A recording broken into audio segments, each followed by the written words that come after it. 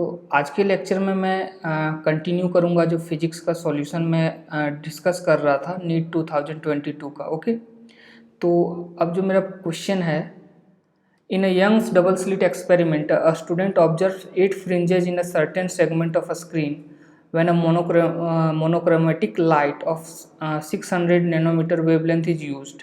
If the wavelength of the light is changed to 400 nanometre, ठीक है, 600 nanometre से 400 nanometre change हो गया, ठीक है, then the number of the fringes he would observe in the same region of the screen is.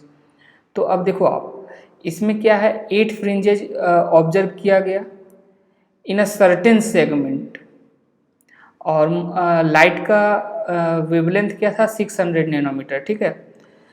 तो अब यहाँ से आप देखो, यदि मैं ये लिखूँ कि फ्रिंज विड्थ कितना होता है, फ्रिंज विड्थ आपका होता है lambda D by D. Okay, ये फ्रिंज विड्थ है, और ऐसा ऐसा 8 फ्रिंज विड्थ को ऑब्जर्व किया गया, तो वो सेगमेंट कितना आपका विड्थ का था वो पता चल जाएगा।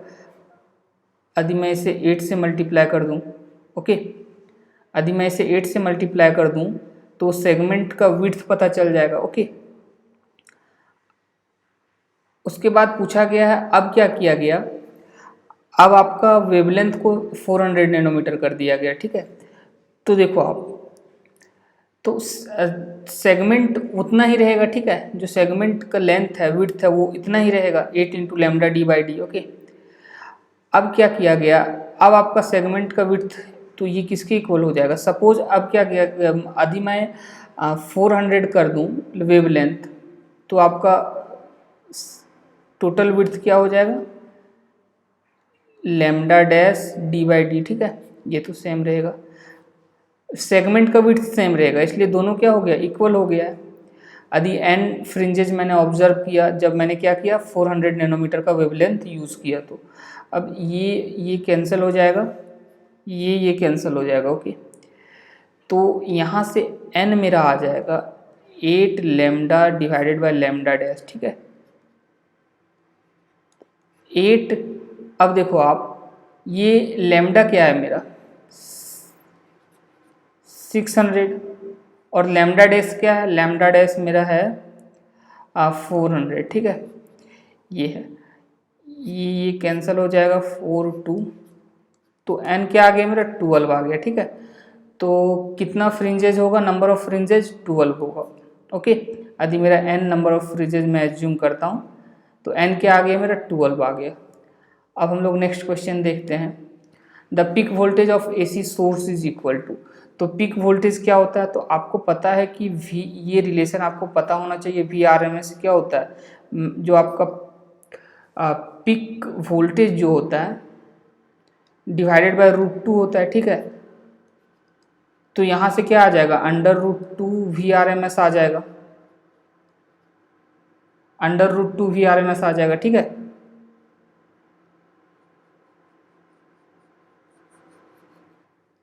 अब देखो आप, तो √2 times the RMS value of AC source, ठीक है, तो ये ऑप्शन 2 आपका क्या हो गया, ऑप्शन 2 आपका करेक्ट हो गया।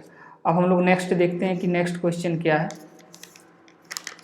If the initial tension on a stretch string is doubled then the ratio of the initial and final speed of the transverse wave along the string is. तो आपको पता है कि जो आपका स्पीड होता है वो क्या होता है, √T बाई म्यू, ठीक है। T क्या है, टेंशन, म्यू क्या है, म्यू आपका है मास पर यूनिट लेंथ। ओके, तो यहाँ से क्या हो जाएगा, आपका जो स्पीड है वो डायरेक्टली प्रोपोर्शनल टू √T हो जाएगा। तो यहाँ से आपका V1 बाई V2 क्या हो जाएगा, ये हो जाएगा √T1 डिवाइडेड बाय √T2 हो जाएगा, ठीक है। अब देखो आप, तो क्या किया गया, डबल कर दिया गया है, मतलब ये हुआ है आपका √T1, और जो T2 है आपका क्या है, उसको पहले से डबल कर दिया गया, मतलब 2T1 हो गया। तो ये तो कैंसिल हो जाएगा, तो ये 1 बाय √2 मतलब 1:√2 आ जाएगा, ठीक है। क्या आ जाएगा, ये 1:√2 आ जाएगा, ठीक है। तो ऑप्शन 2 आपका ये करेक्ट है। उसके बाद नेक्स्ट क्वेश्चन देखते हैं। हाँ, ये स्टेटमेंट 1 और स्टेटमेंट 2 दिया गया है, और आपको ये बताना है कि कौन सही है और कौन आपका गलत है। ओके, तो देखो क्या है आपका, given below are the two statement one, और इसमें क्या, Biot Savart law gives the expression for the magnetic field strength of an infinitesimal current element ideal of a current carrying conductor only. ठीक है, उसके बाद statement two क्या है, Biot Savart law is analogous to Coulomb's inverse square law of charge q with the former being related to the field produced by the scalar source IDL while the later is being produced by the vector source Q। तो ये तो यहीं से गलत है, क्योंकि आपका Q क्या है, ये तो वेक्टर सोर्स नहीं होता है, चार्ज आपका क्या होता है, स्केलर होता है। तो ये स्टेटमेंट टू तो यहीं से आपका इनकरेक्ट है। और उसके बाद आपका क्या है, ये स्टेटमेंट वन क्या है, बायट्स आउट law gives the expression for the magnetic field strength of an infinitesimal current element ideal of a current carrying conductor only. ठीक है, तो ये आपका क्या है, ये आपका यदि मैं बायट्स आउट लॉ लिखूँ तो ऐसे आपका करंट फ्लो होता है। ये क्या है आपका, ये आपका आइडियल है। ठीक है, क्या है आपका, ये आपका कोई डीएल लेंथ है। ओके, और यदि मैं इस पॉइंट पे, सपोज इस पॉइंट पे मुझे मैग्नेटिक फील्ड फाइंड आउट करना है, तो ये पॉइंट पी है सपोज। ठीक है, तो यहाँ तो अंदर होगा मैग्नेटिक फील्ड। ओके, और ये आपका क्या होता है, ये आपका आर वेक्टर होता है। क्या होता है आपका, आर वेक्टर होता है। तो हम लोग डी बी क्या लिखते थे, यहाँ पे जो इस पॉइंट पी पे डी बी होता है वो होता है mu naught I divided by 4 pi D L cross R divided by R cube. ठीक है, तो देखो आप यहाँ क्या है, बायट्स आउट law gives the expression for the magnetic field strength of an infinitesimal current element. ठीक है, तो देखो यहाँ छोटा एकदम एक करंट एलिमेंट लिया गया है। ठीक है, आईडीएल का। ओके, ये आपका क्या है, एक छोटा एलिमेंट, लेंथ का एक छोटा एलिमेंट लिया गया है और उसके कारण मैंने मैग्नेटिक फील्ड निकाला है, दैट इज बी। ठीक है, ये आपका क्या है, डी बी। ओके, तो ये आपका क्या हो जाएगा, ये आपका सही हो जाएगा। तो स्टेटमेंट आपका ये करेक्ट है, ये स्टेटमेंट टू क्या है, इनकरेक्ट है। ओके, तो इसमें क्या होता है, एक बहुत छोटे से एलिमेंट के कारण हमें मैग्नेटिक फील्ड पता चलता है, that is D B. Okay, अब हम लोग नेक्स्ट देखते हैं क्या है, as the temperature increases the electrical resistance. Temperature increase करने पर आपका क्या होता है, टेम्परेचर इंक्रीज करने पर कंडक्टर का रेजिस्टेंस इंक्रीज होता है, बट सेमीकंडक्टर का क्या होता है, डिक्रीज होता है। ओके, ये आप थियोरेटिकल क्वेश्चन है, कंडक्टर का इंक्रीज होता है और सेमीकंडक्टर का डिक्रीज होता है। ठीक है, ये है। उसके बाद हम लोग देखते हैं नेक्स्ट क्वेश्चन क्या है, the energy that will ideally radiated by 100 kilowatt transmitter in 1 hour is. ठीक है, तो 1 घंटे में किससे 1 किलोवाट ट्रांसमीटर से कितना एनर्जी रेडिएट होगा, वही हमें बताना है। तो देखो आप 100 किलोवाट है ये। ठीक है, तो इसे आप क्या लिख सकते हो, 100 इंटू 10⁻³ वाट लिख सकते हो। ओके, अब एनर्जी आपका क्या होता है, पावर इंटू टाइम होता है। पावर आपका क्या दे रखा है, 100 इंटू 10⁻³ और टाइम आपका क्या दे रखा है, 1 आवर। 1 आवर में कितना होता है, 3600 सेकेंड होता है। ठीक है, तो ये आ जाएगा 36 इंटू 2 5 10⁻7 जूल आ जाएगा। क्या आ जाएगा, 10⁻7 जूल आ जाएगा। ओके, तो ये 4 करेक्ट है।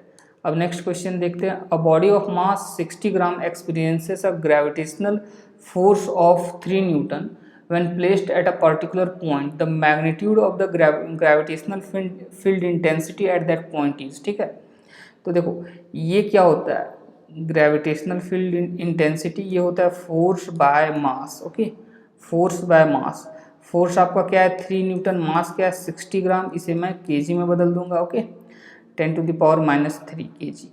अब ये आपका 20 हो जाएगा, तो इसे जब आप सॉल्व करोगे तो ये आपका क्या हो जाएगा, ये ऊपर जाके 1000 हो जाएगा, ये 20 मतलब 50 क्या हो जाएगा, 50 न्यूटन पर केजी, 50 न्यूटन पर KG. Option first is correct. Okay, now the next question is in the given nuclear reaction the element x is. तो इसमें क्या हो रहा है, इसमें बीटा प्लस डीके हो रहा है, ठीक है, बीटा पॉजिटिव डीके हो रहा है।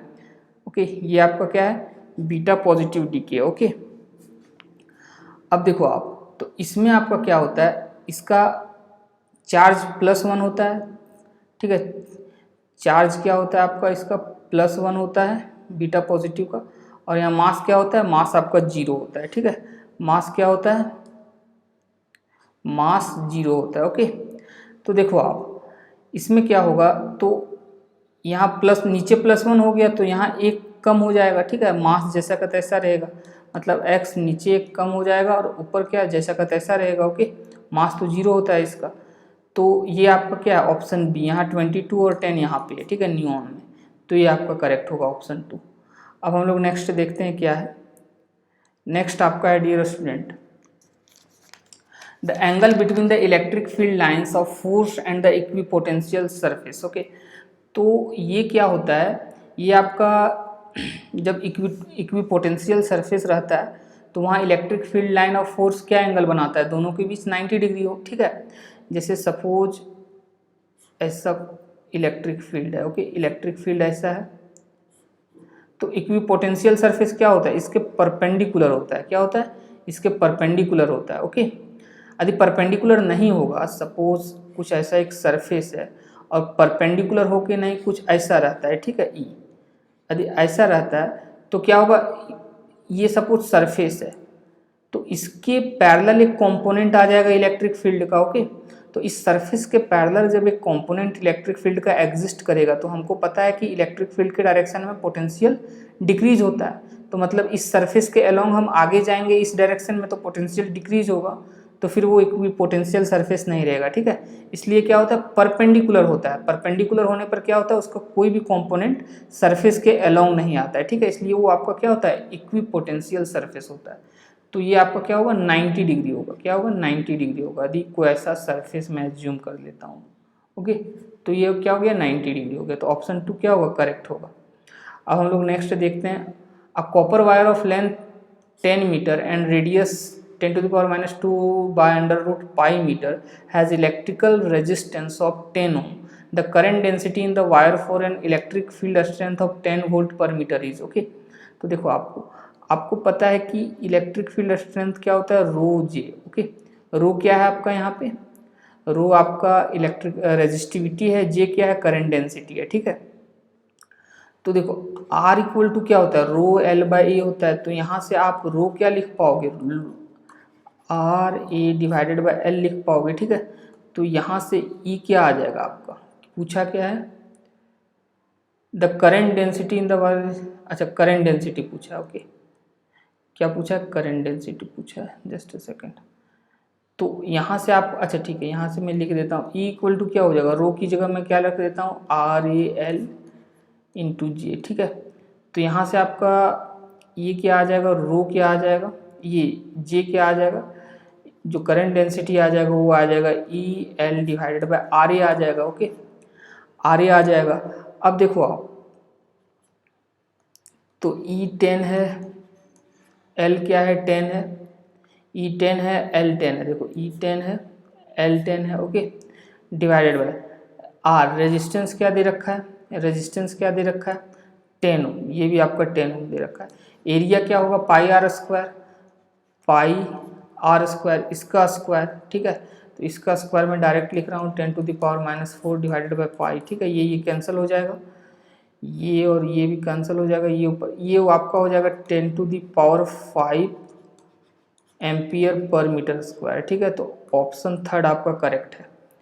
अब नेक्स्ट क्वेश्चन देखते हैं क्या है, the ratio of the distance travelled by freely falling body in the first second third and fourth second. तो ये क्या होता है, तो आपको पता है कि nth सेकंड में जो आपका डिस्टेंस ट्रेवल्ड होता है वो क्या होता है, u + a/2 इंटू 2n-1 होता है, क्या होता है, 2n-1। ओके, तो देखो आप, तो u में 0 ले लेता हूँ, ठीक है, रेस्ट से वो फॉल करना शुरू करेगा, रेस्ट से शुरू करेगा, तो u में 0 ले लेता हूँ। ओके, तो पहला सेकंड में क्या होगा, n बराबर 1 में पुट कर दूंगा तो a/2, यदि n बराबर 1 में पुट करता हूँ 2 × 1 -1, तो ये 1 हो जाएगा। यदि मैं n बराबर 2 पुट करता हूँ तो a/2, n बराबर 2 पुट करूँगा तो 2 × 2 4, ये 3 हो जाएगा। यदि n बराबर मैं 3 पुट करता हूँ, यदि n बराबर मैं 3 पुट करता हूँ तो a/2 3, तो ये हो जाएगा आपका 5, ठीक है।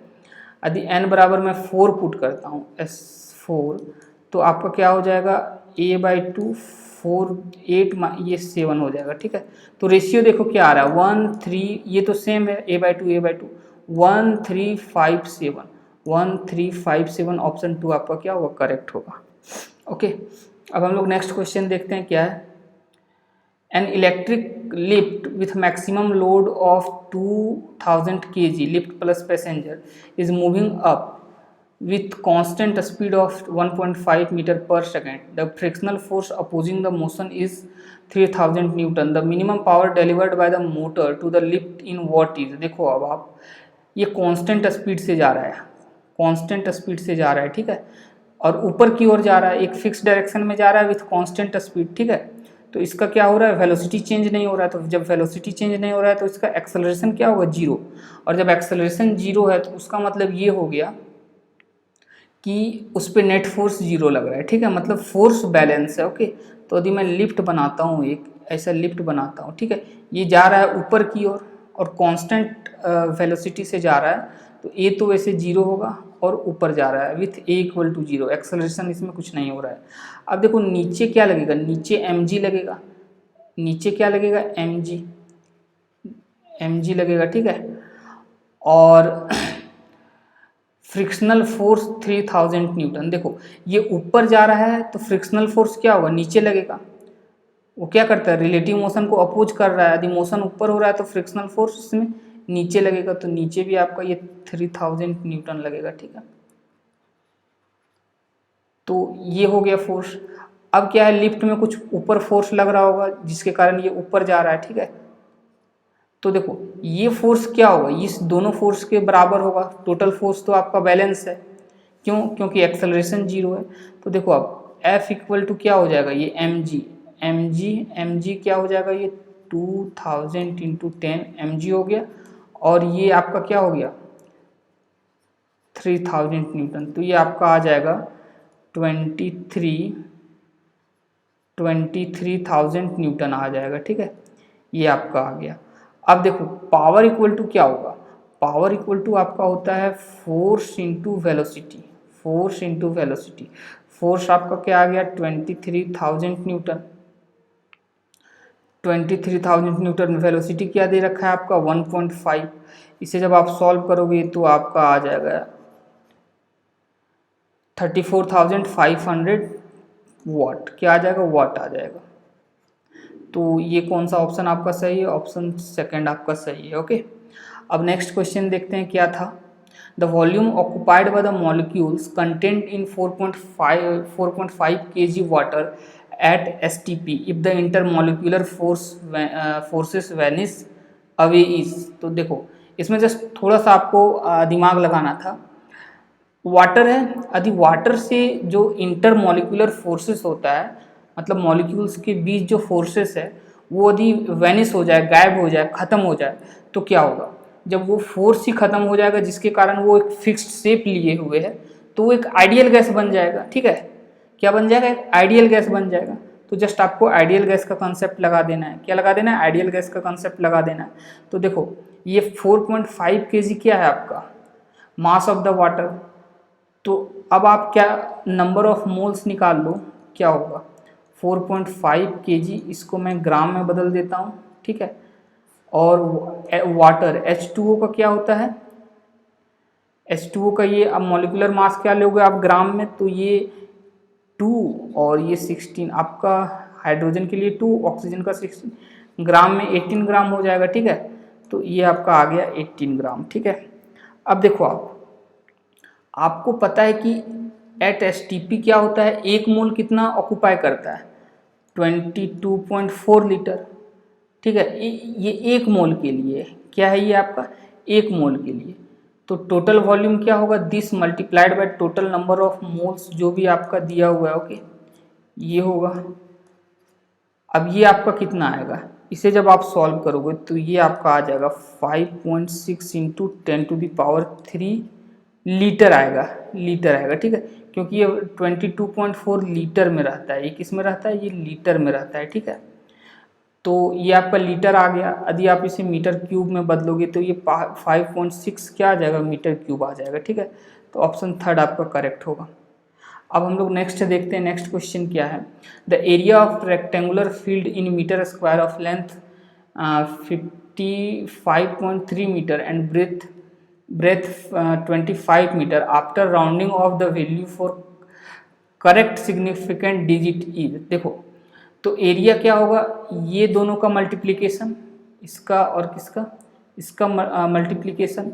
तो जो रिजल्ट होगा उसमें कितना सिग्निफिकेंट फिगर होगा, तो जो ये दोनों में जो मिनिमम होगा, ये दोनों में जो मिनिमम होगा, तो इसमें देखो आपका मिनिमम है, ठीक है। आपको ये सिग्निफिकेंट फिगर्स में आपको पढ़ना है, जब मल्टीप्लाई करेंगे दो नंबर को तो वो दोनों नंबर में या दो से ज़्यादा भी नंबर हो तो सारे नंबर में जो मिनिमम जो सिग्निफिकेंट होगा रिजल्ट में उतना ही सिग्निफिकेंट फिगर हम लोग कंसीडर करते हैं, ठीक है, उतने तक हम लोग राउंड ऑफ कर देते हैं।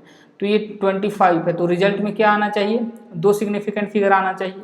इसमें देखो 4 है, इसमें 5 है, इसमें 3 है, इसमें देखो 2 है, तो ऑप्शन थर्ड क्या होगा आपका करेक्ट होगा। ऑप्शन थर्ड क्या होगा आपका करेक्ट होगा, ओके। अब हम लोग नेक्स्ट क्वेश्चन देखते हैं। नेक्स्ट क्या आपका, ये 38 नंबर क्वेश्चन, ठीक है।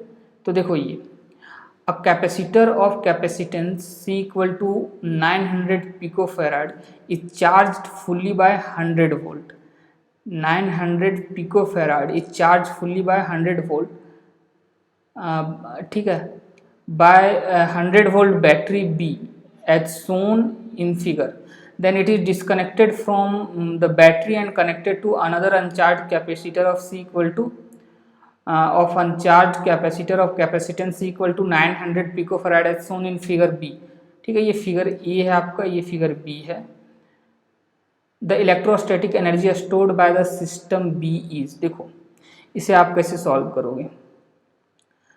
तो सबसे पहले ये तरीका देखो कि यहाँ पे यदि चार्ज Q है, ठीक है, यदि यहाँ पे चार्ज Q है, टोटल चार्ज Q है, तो वही चार्ज यहाँ भी होगा। चार्ज तो आपका क्या होगा, चार्ज तो आपका यहाँ कंजर्व रहेगा, ठीक है। यदि मैं यहाँ डिस्कनेक्ट करके यहाँ दूसरा कैपेसिटर लगा देता हूँ तो चार्ज आपका तो कंजर्व रहेगा, मतलब यहाँ जो आपका चार्ज है, यहाँ जो आपका चार्ज है टोटल चार्ज, वही चार्ज यहाँ होगा आपका, ठीक है। ये दोनों मिला के जो भी होगा, ठीक है, दोनों मिला के चार्ज यहाँ क्या होगा, क्यू ही होगा, जो यहाँ पे चार्ज होगा। अब देखो यहाँ हमको टोटल चार्ज पता है, इस दोनों कैपेसिटर मिला के हमें टोटल चार्ज पता है जो यहाँ पे होगा, ओके। और यहाँ पे क्या होगा, ये दोनों को मल्टीप्लाई कर दो आप, Q equal to C V 100 into 900 picofarad, ठीक है। तो चार्ज पता है। अब मैं क्या करता हूँ, इसका कुछ इक्विवेलेंट कैपेसिटेंस होगा, क्या होगा, इक्विवेलेंट कैपेसिटेंस होगा इसका। तो देखो आप, मैं यदि इक्विवेलेंट कैपेसिटेंस इसका निकाल लूँ और टोटल चार्ज पता है तो एनर्जी भी निकल जाएगा, ठीक है। तो आपका एनर्जी जो यहाँ पे होगा, इलेक्ट्रोस्टैटिक एनर्जी, वो क्या होगा, Q square by 2C equivalent. इसका जो C इक्विवेलेंट होगा और इसका C इक्विवेलेंट क्या होगा, जब पैरेलल में ये कनेक्ट है, चार्ज डिस्ट्रीब्यूट हो गया है तो पैरेलल में कनेक्ट है, तो पैरेलल में जब ये कनेक्ट है तो क्या होगा, दोनों जस्ट ऐड हो जाएगा, मतलब Q square by 2 into 2C, ठीक है। अब देखो आप, अब Q इक्वल टू क्या होगा, ये Q इक्वल टू आप यहाँ से आपका Q इक्वल टू क्या होगा, C इंटू वी, तो 100 इंटू 900, ठीक है। पिको फैराड है तो फैराड में करने के लिए -12, ये डिवाइडेड बाय 2 इंटू 2C, मतलब क्या, मतलब दो ये आपका क्या हो जाएगा 4, और C क्या है आपका 900 इंटू 10⁻⁻², ठीक है।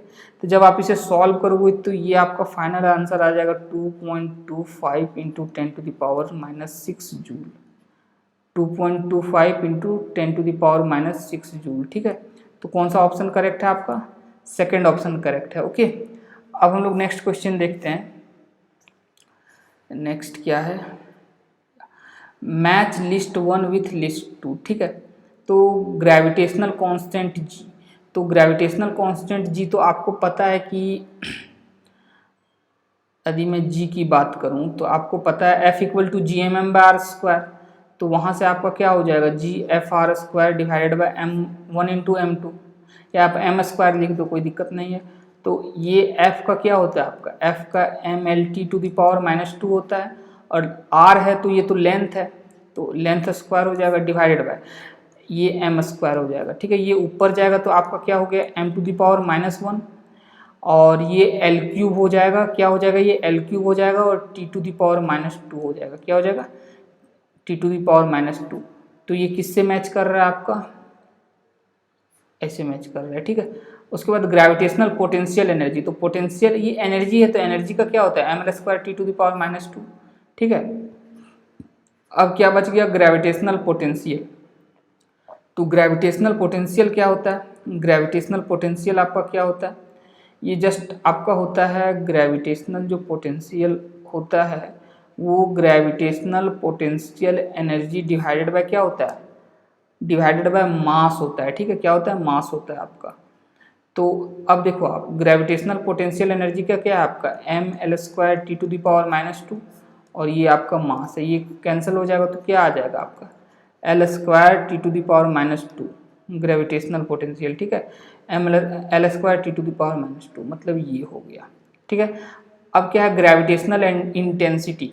तो जो ग्रेविटेशनल इंटेंसिटी होता है वो क्या होता है आपका? ग्रेविटेशनल इंटेंसिटी आपका होता है फोर्स डिवाइडेड बाय मास, ठीक है। फोर्स डिवाइडेड बाय मास, तो फोर्स का क्या होता है? M L T to the power -2, और ये आपका मास है, ये कैंसिल हो गया तो L T to the power -2 आ गया, ठीक है। L T to the power -2, तो कहाँ गया ये रहा, ठीक है। तो ऐसे आपको जस्ट मैच करना था। अब नेक्स्ट क्वेश्चन क्या है आपका? Two pendulum of length 121 centimeter and 100 centimeter starts vibrating in phase. At some instant, the two are at their mean position in the same phase. The minimum number of vibration of the shorter pendulum after which the two are again in same phase at mean position, ठीक है। तो ये आपका क्या है? कैसे आप बनाओगे? तो इसका तरीका ये है डियर स्टूडेंट, आपको पता है कि एंगुलर फ्रीक्वेंसी ये क्या होता है आपका? ये आपका क्या होता है? √G/L होता है, ठीक है। √G/L होता है। यदि आपको नहीं समझ में आ रहा है, T इक्वल टू क्या होता है? 2π√L/G, ठीक है।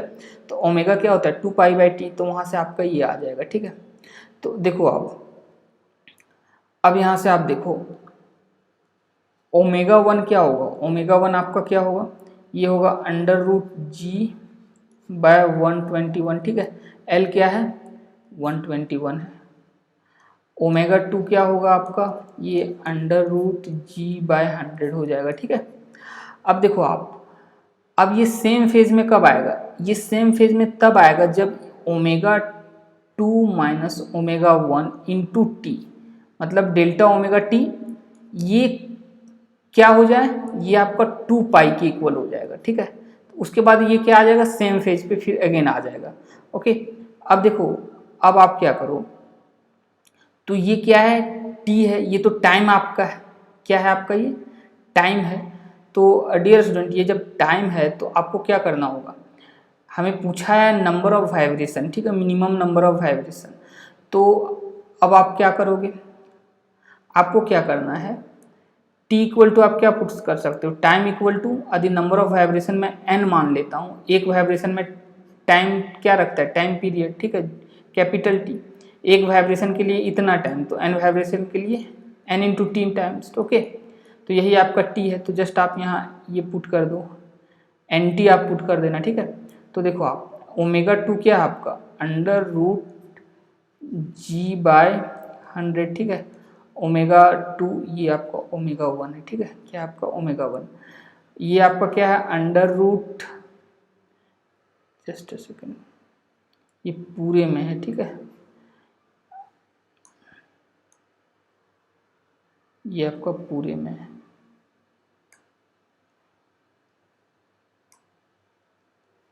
ओके, ये आपका क्या हो जाएगा, अंडर रूट जी बाय 121 हो जाएगा। ओके, अब यहाँ से देखो आप इंटू इंटू ये मैंने क्या पुट कर दिया, एन टी इक्वल टू 2 पाई।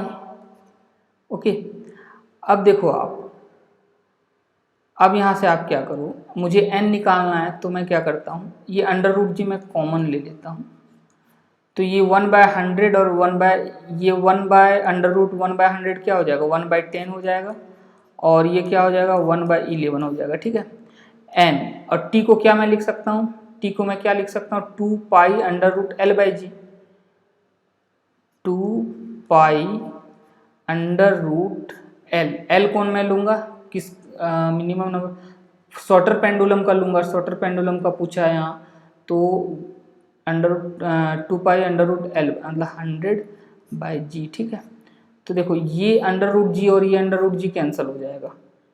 ठीक है, ये अंडर रूट जी और ये अंडर रूट जी कैंसिल हो जाएगा, और यहाँ 2 पाई और इधर भी आपका 2 पाई है। ठीक है, ये 2 पाई ये 2 पाई कैंसिल हो जाएगा, ये आपका अंडर रूट 100 बच जाएगा, अंडर रूट 110 आ जाएगा, और जब आप इसे सॉल्व करोगे तो ऊपर 10 आ जाएगा, और यहाँ आपका 1 बाय क्या आ जाएगा, अच्छा मैं इसे सॉल्व भी कर देता हूँ,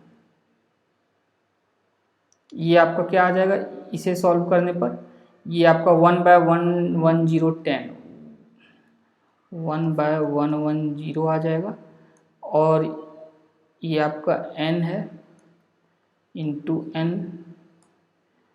ओके, और इधर आपका क्या है, ये अंडर रूट 100 क्या आ जाएगा, 10 आ जाएगा, 10 आ जाएगा, उसके बाद आपका क्या आ जाएगा, ये 2 पाई कैंसिल, तो यहाँ से आपका n हो गया, तो ये कैंसिल, n इक्वल टू आपका क्या आ गया, n इक्वल टू आपका 11 आ जाएगा, क्या आ जाएगा, n इक्वल टू 11, तो ऑप्शन 4 ये सही है। ओके, अब नेक्स्ट क्वेश्चन देखते हैं, ये आपका क्वेश्चन है, assertion the stretching of a spring is determined by the shear modulus of the material of the spring। okay, and reason आपका क्या है, a coil spring of copper has more tensile strength than the steel spring of same dimension। ठीक है, तो ये आपसे, तो देखो आप assertion क्या है, strength of the spring is determined the shear modulus। ठीक है, हाँ, shear modulus of the जो भी होता है मटेरियल का, उससे आपका क्या होता है, determine stretching of the spring. ठीक है, और रीजन क्या है आपका, रीजन है a coil spring of copper has more tensile strength than the steel spring of same dimension, ये आपका गलत है। ठीक है, स्टील का क्या होता है, ज़्यादा स्ट्रेंथ और टेंसाइल स्ट्रेंथ होता है as compare to copper. Okay, तो ये आपका ट्रू है, ये आपका फॉल्स है। ठीक है, असर्शन ट्रू है, रीजन फॉल्स है। नेक्स्ट क्वेश्चन आपका क्या है, a ball is projected with a velocity 10 metre per second at an angle of 60 degree with vertical direction, its speed at the highest point of its trajectory will be. ठीक है, तो देखो आप, ये आपका क्या है, तो आप यहाँ कंफ्यूज मत होना, एंगल 60 डिग्री वर्टिकल से लिया गया है, किससे लिया गया है, वर्टिकल से लिया गया है, मतलब ये एंगल 60 डिग्री दिया हुआ है, हम लोग जो भी पढ़े हैं वो कौन सा एंगल पढ़ते हैं, ये एंगल पढ़ते हैं। ठीक है, तो ये 60 डिग्री है, तो ये एंगल हॉरिजॉन्टल से क्या होगा, 30 डिग्री। अब देखो कितना स्पीड से फेंका गया है, 10 मीटर पर सेकेंड से फेंका गया है, हाईएस्ट पॉइंट पे क्या होगा आपका स्पीड, तो हाईएस्ट पॉइंट पे क्या होता है, हॉरिजॉन्टल कंपोनेंट केवल आपका एग्जिस्ट करता है, वर्टिकल तो जीरो हो जाता है। ठीक है, और हॉरिजॉन्टल कंपोनेंट हर पॉइंट पे कांस्टेंट होता है, क्योंकि हॉरिजॉन्टल डायरेक्शन में कोई भी आपका एक्सेलरेशन नहीं एक्ट कर रहा है। ओके, जी तो आपका नीचे कर रहा है, इस डायरेक्शन में कोई भी एक्सेलरेशन एक्ट नहीं कर रहा है। ठीक है, नीचे आपका जी कर रहा है, मतलब हॉरिजॉन्टल डायरेक्शन में क्या होगा, हमेशा वेलोसिटी कांस्टेंट होगा। तो यहाँ पे जो हॉरिजॉन्टल आएगा, इस मैं इसकी बात कर रहा हूँ, इस पॉइंट पे जो आपका हॉरिजॉन्टल कंपोनेंट होगा उस सारे पॉइंट पे होगा। ठीक है, तो हाईएस्ट पॉइंट पे भी वही होगा, तो यहाँ आपका क्या होगा, 10 cos 30 डिग्री। ठीक है, 10 cos 30 डिग्री, तो ये आपका क्या आ जाएगा, 10 cos 30 डिग्री, तो cos 30 डिग्री आपका क्या होता है, √3/2। ठीक है, तो ये आपका आ जाएगा 5√3 मीटर पर सेकेंड। कौन सा ऑप्शन सही है, ऑप्शन फर्स्ट सही है। अब नेक्स्ट क्वेश्चन क्या है आपका, ये क्या हो गया, 42 हो गया, जस्ट अ सेकेंड, 43 ओके, 43 लगता है ये आपका इरेज हो गया। ओके नेक्स्ट क्वेश्चन देखते हैं क्या है, 44 है, ठीक है। 43 आपका क्वेश्चन क्या था मैं आपको बता दूं, ये इरेज हो गया। 43 आपका क्या था कि दो मीडियम था और दोनों मीडियम में आपका क्या दे रखा था, वेलोसिटी दे रखा था लाइट का। तो आपको पूछा गया था कि क्रिटिकल एंगल क्या होगा, ठीक है, जस्ट वो पूछा गया था। तो आपको क्या करना था, थीटा सी जो होगा, just a second, sine theta C क्या होगा आपका, जो आपको वेलोसिटी दे रखा है, ठीक है। तो जो आपका मिनिमम वेलोसिटी होगा डिवाइडेड बाय जो भी आपका मिनिमम वेलोसिटी होगा डिवाइडेड बाय जो आपका उसमें ग्रेटर वाला होगा, मतलब ठीक है, मैक्सिमम वेलोसिटी। दो वेलोसिटी में जो कम वाला होगा वो ऊपर आएगा और जो ज़्यादा है वो नीचे आएगा, ठीक है। वैसे भी साइन थीटा का वैल्यू 1 से छोटा होता है, तो ऊपर क्या होगा, कम वाला वेलोसिटी आएगा, तो जस्ट आपको वो निकाल देना था क्रिटिकल। ओके क्रिटिकल एंगल आपको यहाँ से निकालना था, वो क्वेश्चन जस्ट इरेज हो गया। अब हम लोग नेक्स्ट देखते हैं, ये क्वेश्चन है 44। तो इसमें क्या है, ये पूछा है the truth table for the given logic circuit is, कि इसका ट्रूथ टेबल क्या होगा। तो जस्ट मैं तो देखो आप इसका ट्रूथ टेबल क्या होगा, आप देखो यहाँ से। तो इसमें क्या करता हूँ मैं, इसमें दो मैं जस्ट ले लेता हूँ इनपुट। पहले मैं 0 0 लेता हूँ, यदि मैं देखो यहाँ से 0 और 0 लेता हूँ, यदि मैं 0 और 0 लेता हूँ, ओके 0 और 0 लेता हूँ, तो यहाँ 0 होगा और ये जाके यहाँ भी 0 हो जाएगा, ठीक है। अब क्या होगा आपका, ये 0 है तो ये 0 होगा। अब ये यहाँ से जो 0 है नॉट गेट से जुटा हुआ है तो ये आपका 1 हो जाएगा। ओके अब देखो ये 0 का पहले क्या होगा, एंड ऑपरेशन होगा, तो 0 का एंड ऑपरेशन 0, उसके बाद आपका नॉट ऑपरेशन होगा तो ये 1 बन जाएगा। ये 0 और 1 का एंड ऑपरेशन होगा तो क्या होगा आपका 0 ही होगा, 0 का आपका नॉट ऑपरेशन होगा यहाँ से तो आपका वो 1 बन जाएगा, ठीक है। तो ये आपका 1 और 1 का और एंड ऑपरेशन होगा तो ये क्या हो गया, 1 हो गया। मतलब यदि मैं 0 0 लेता हूँ तो आउटपुट क्या आता है, 1 आता है। तो 0 0 लेता हूँ तो यहाँ भी 1 है, यहाँ भी 1 है, यहाँ 0 0, मतलब पहला और दूसरा में जो भी होगा सही होगा, ठीक है।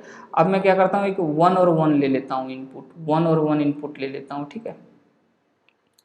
1 और 1 इनपुट में ले लेता हूँ, तो यदि मैं 1 लेता हूँ, 1 लेता हूँ और यहाँ भी 1 लेता हूँ, तो यहाँ भी आपका 1 आएगा, यहाँ 1 आएगा, यहाँ से ये 1 आ जाएगा और ये आपका 0 आ जाएगा, ठीक है। तो 1 का पहले एंड ऑपरेशन होगा तो 1 होगा, उसका और नॉट ऑपरेशन होगा तो ये 0 हो जाएगा, ठीक है। इसी तरह यहाँ पे आपका क्या आ गया, 1 और 0 का यदि मैं पहले एंड ऑपरेशन करूँगा तो 0 हो जाएगा, 0 का नॉट ऑपरेशन होगा तो क्या होगा, 1 हो जाएगा। अब 1 और 0 का एंड ऑपरेशन क्या होता है, 0 होता है, ठीक है। तो अब क्या आ गया मेरा रिजल्ट, 0 आ गया। तो कहाँ 0, ये ऑप्शन 2 आपका क्या होगा, करेक्ट होगा। यहाँ 1 1 का क्या है, 0 दिया हुआ है, तो ऑप्शन 2 आपका करेक्ट है। ओके अब नेक्स्ट क्वेश्चन देखते हैं। नेक्स्ट आपका क्या है, a series LCR circuit with inductance 100 Henry, capacitance 10 microfarad, resistance 50 ohm is connected to an AC source of voltage V equal to 200 sin 100 t volt. If the resonant frequency of LCR circuit is mu naught and the frequency of the AC source is mu, then तो आपको just ये relation बताना है। Okay तो देखो आप, omega क्या होता है, ओमेगा 2 पाई एफ होता है, ठीक है। क्या होता है, 2 पाई एफ होता है। अब देखो आप, अब यहाँ से यदि आप तो यदि मैं यहाँ से f लिखता हूँ तो क्या आ जाएगा, ये ओमेगा बाई 2 पाई, ठीक है, ओमेगा बाई 2 पाई। अब देखो आप, यहाँ ओमेगा आपका क्या दे रखा है, 100 दे रखा है, ये ओमेगा टी होता है, तो 100 बाय क्या हो जाएगा, ये 100 बाई 2 पाई, 100 बाय क्या हो जाएगा, ये 2 पाई। तो ये आपका क्या आ गया, 50 बाय पाई आ गया, ठीक है। क्या आ गया, ये 50 बाय पाई।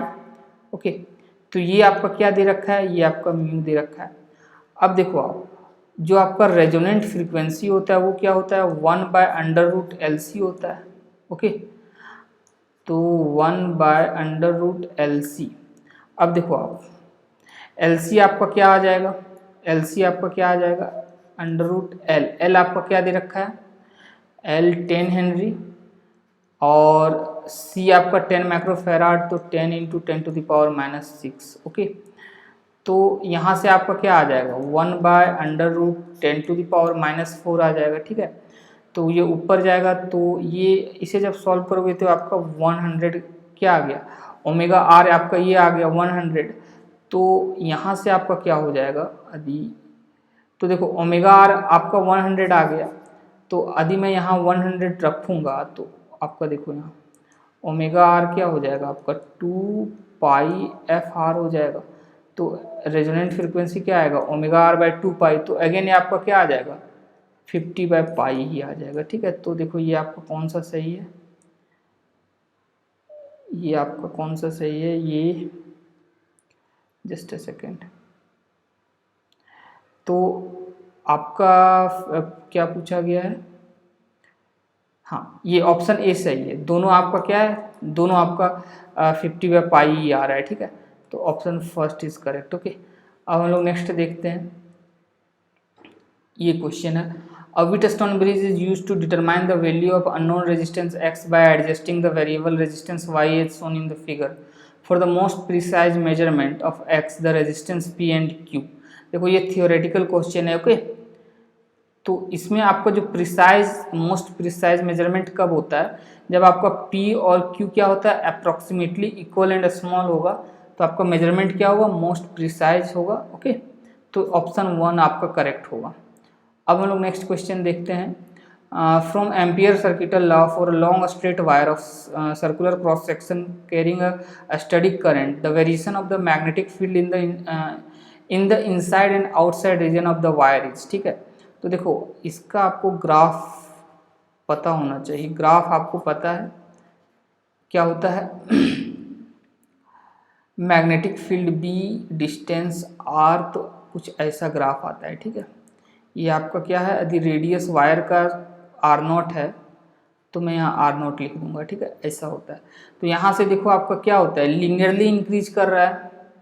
ठीक है, और इसके बाद आपका क्या होता है, ऐसे डिक्रीज करता है। ओके, और रिलेशन क्या आपका होता है, आपका वहाँ B is inversely proportional to R हो जाता है। ठीक है, तो ऐसे आपका डिक्रीज करता है, यहाँ आपका क्या है, डायरेक्टली प्रोपोर्शनल टू R है। ओके, तो आप ऑप्शन सेकेंड देखो, linearly increasing function of distance R up to the boundary of the wire. ठीक है, बाउंड्री ऑफ द वायर तक, मतलब R0 तक। Okay, and then decreasing 1/R dependence. ठीक है, देखो कैसे डिपेंड कर रहा है, 1/R पे डिपेंड कर रहा है। ठीक है, फॉर द आउटसाइड रीजन, तो ऑप्शन सेकेंड आपका करेक्ट हो गया। ओके, अब हम लोग नेक्स्ट देखते हैं,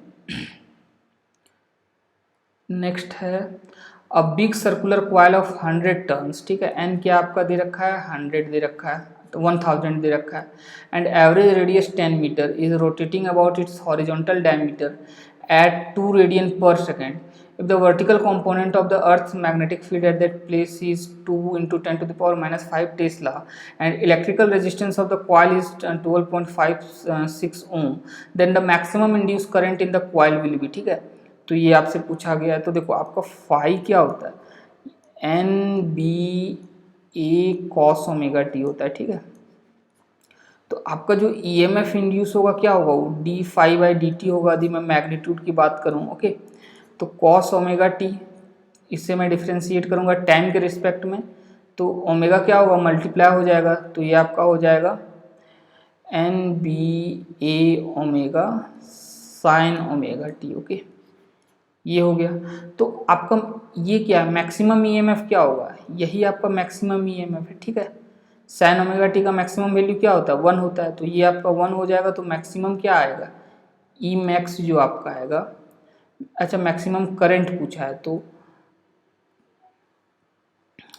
आई मैक्स क्या होगा आपका, जो भी आपका EMF इंड्यूस मैक्सिमम होगा डिवाइडेड बाय R। ओके, तो देखो आप, तो ई मैक्स आपका क्या है, एम बी ए ओमेगा और आर, ठीक है। एन क्या है आपका 1000, बी आपका 2 इंटू 10⁻⁻5, 2 इंटू 10⁻⁵, ठीक है। बी हो गया। एरिया आपका क्या होगा, एवरेज रेडियस 10 मीटर है, तो जस्ट आपको क्या करना होगा 3.14 एरिया जस्ट यहाँ मैं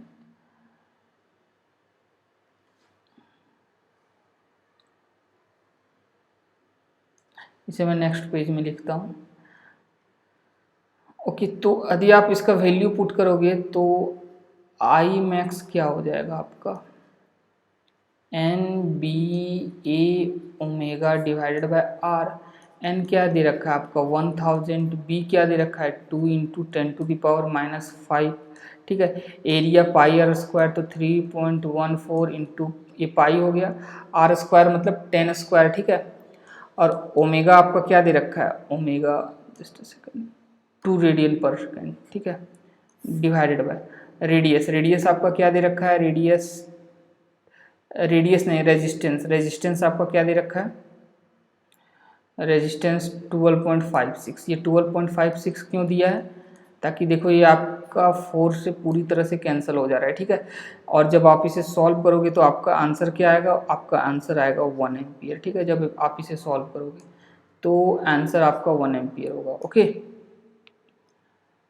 अब हम देखते हैं next question. 2 point charges -q and +q are placed at a distance of L as shown in the figure. The magnitude of the electric field intensity at the distance r is much greater than L where is H, ठीक है। तो देखो आपको ये पता होना चाहिए कि आपका जो एक्सियल होता है वो क्या होता है k इंटू 2p/r³। यदि मैं मैग्नीट्यूड की बात करूं, इक्विटोरियल क्या होता है आपका -kp/r³, ठीक है। मैग्नीट्यूड की मैं बात करूं तो देखो दोनों कैसे आपका वेरी कर रहा है 1/r³, ठीक है। यदि मैं कैपिटल R ले लेता हूं तो आपका ये क्या होगा, ऑप्शन फर्स्ट आपका करेक्ट होगा। नेक्स्ट क्वेश्चन आपका क्या है, A nucleus of mass number 189 splits into two nucleus having masses number 125 and 64. The ratio of the radius of the two daughter nuclei respectively is, ठीक है। तो देखो आपको ये पता है कि रेडियस का रिलेशन क्या होता है r0, ये आपका a⁻⁴, ठीक है। ये क्या है आपका मास नंबर। अब देखो अब यहाँ से आपका क्या हो जाएगा, r is directly proportional to a⁻⁴। इसका मतलब r1/r2 क्या हो जाएगा आपका a1/a2⁻⁴, ठीक है। तो देखो आप a1 आपका क्या दे रखा है, a1 आपका 125 divided by 64 to the power 1/3, okay. तो ये आपका क्या हो जाएगा 5, तो ये 4³ हो जाएगा, क्या हो जाएगा ये 4³ टू दी पावर 1/3। तो ये आपका क्या आ जाएगा 5/4, 3 कैंसिल हो जाएगा, तो आपका क्या आ जाएगा ये 5:4 आ गया, क्या आ गया 5:4, ओके। ऑप्शन सेकंड करेक्ट है या। सो ओके डियर स्टूडेंट, फिर मिलेंगे हम लोग नेक्स्ट लेक्चर में। सो बाय एवरीवन।